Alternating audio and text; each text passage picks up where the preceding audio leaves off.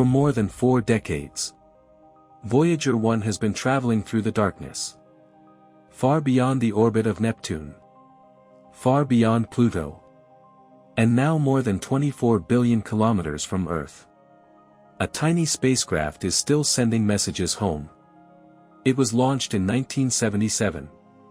A time when computers filled entire rooms. When the first space shuttle had not yet flown. And when nobody knew whether a spacecraft could survive this long. Yet Voyager 1 survived. It flew past Jupiter. It flew past Saturn. It crossed the boundary between the Sun's influence and interstellar space. And somehow, its ancient electronics continued working. But recently, something about Voyager 1's data became extremely strange. The spacecraft began returning signals and measurements that scientists had difficulty interpreting. Not because Voyager had suddenly discovered an alien civilization. And not because NASA received a mysterious message from another star. The reality is much more fascinating. Voyager 1 is so old, so distant, and operating under such extreme conditions, that even a small change in its behavior can become a major scientific mystery. And now, scientists are trying to understand exactly what the spacecraft is telling them. Because Voyager 1 isn't simply sending data from deep space. It is sending information from a region of the universe no human spacecraft had ever explored before. To understand why this matters, we need to go back to the beginning. In 1977, NASA launched 2 spacecraft, Voyager 1 and Voyager 2.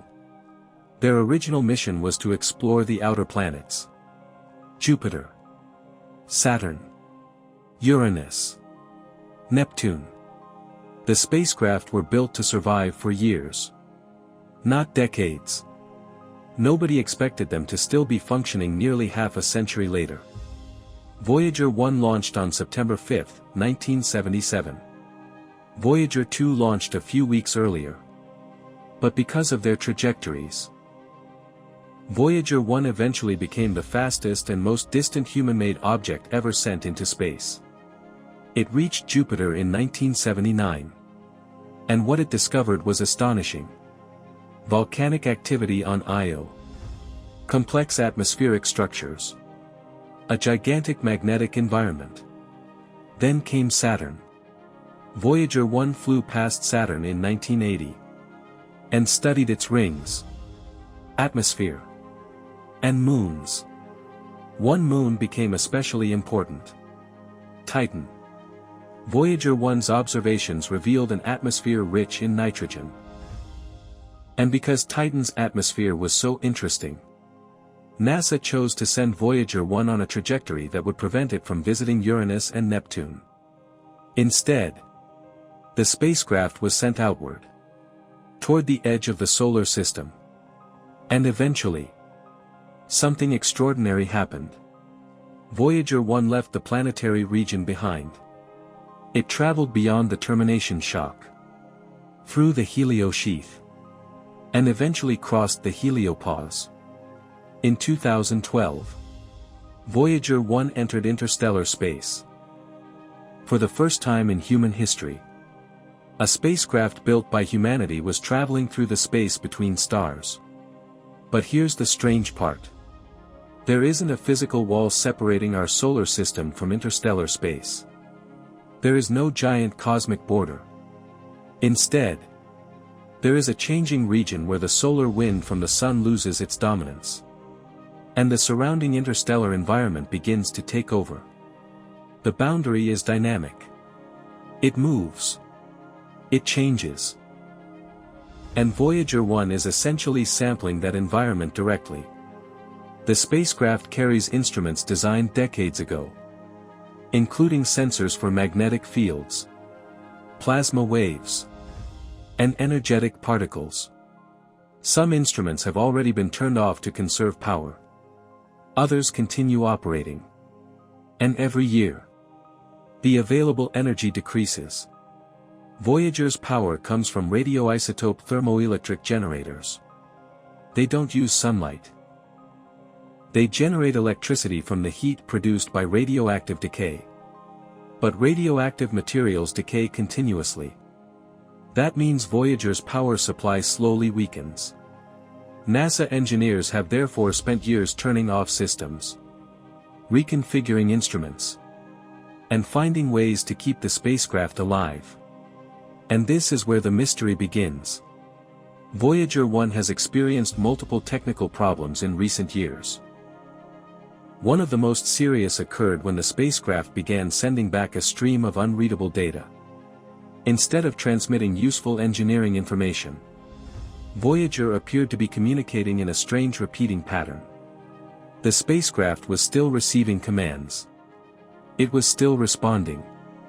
But the information it returned was corrupted. NASA engineers eventually traced the problem to the flight data system. A portion of memory had become corrupted. Engineers were able to work around the damaged memory and restore usable communications. It was an extraordinary demonstration of something that sounds almost impossible. A spacecraft launched in 1977, billions of kilometers away, was repaired remotely, using software instructions sent across interstellar space. The round-trip communication delay is measured in many hours. A command sent from Earth cannot be tested instantly. Engineers must wait. Send the instruction. Wait for the signal to reach Voyager. Wait for Voyager to respond. Wait again for the signal to return. And every command carries risk. One wrong instruction, and the spacecraft could become permanently unreachable. Yet NASA engineers have repeatedly managed to keep it alive. But Voyager's problems are not only computer problems. The spacecraft is also experiencing increasingly unusual scientific conditions. Its plasma instrument has detected waves in the extremely thin material between stars. These signals are incredibly weak. The environment surrounding Voyager is almost a vacuum. There are only tiny numbers of particles per cubic centimeter.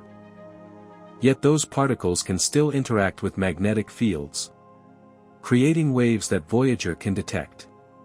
And these measurements are scientifically valuable, because Voyager is giving humanity direct information about interstellar plasma. Not from a telescope.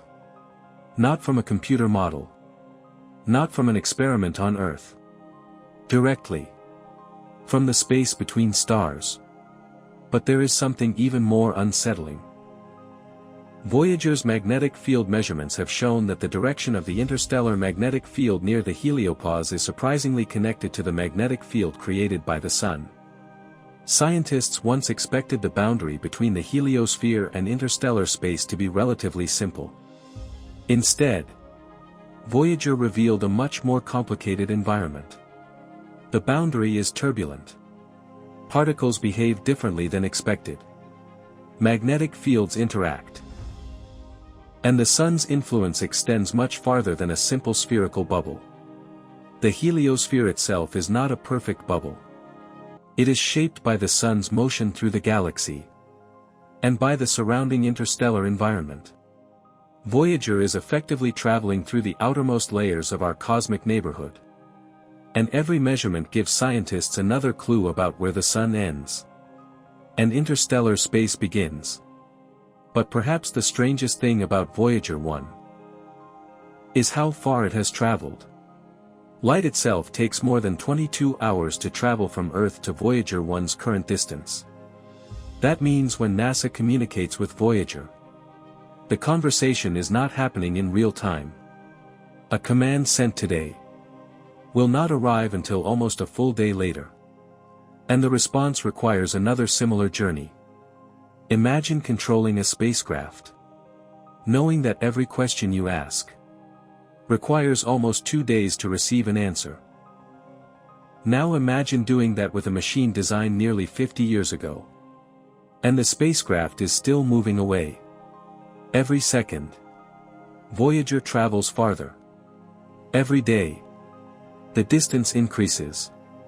Every year, Earth's radio signals become weaker. And yet, Voyager keeps talking. The signal reaching Earth is incredibly faint. By the time it arrives, it is only a tiny whisper emerging from the noise of the universe. NASA uses enormous antennas on Earth to detect it.